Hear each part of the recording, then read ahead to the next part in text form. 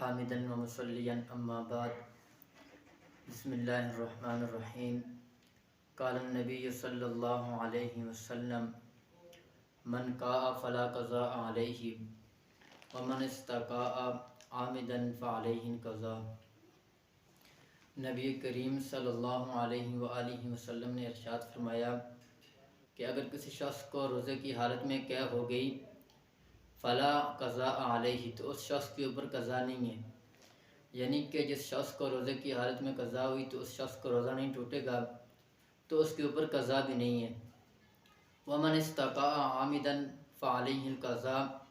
اور جو شخص روزے کی حالت میں جان بوجھ کر کیا کرتا ہے تو ایسے شخص کا روزہ فاسد ہو جائے گا، فعلیہ القضاء، تو اس شخص کے اوپر قضا بھی لازم ہے۔ اب اس میں تھوڑی سی تفصیل ہے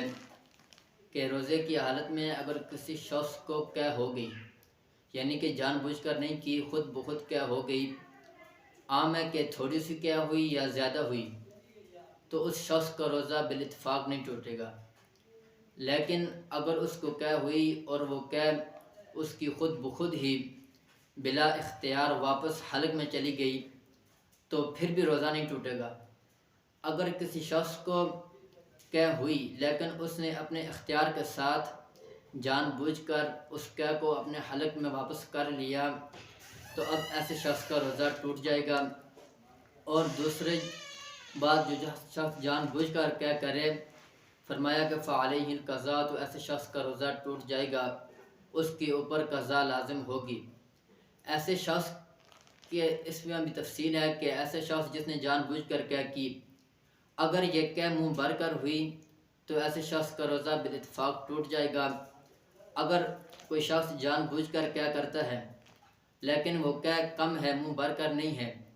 تو ایسے شخص کا روزہ نہیں ٹوٹے گا۔ ہاں، پھر اگر ایسا شخص جس نے جان بوجھ کر قے کی ہے، اس نے بھی جان بوجھ کر اپنے اختیار کے ساتھ قے کو حلق میں لے گیا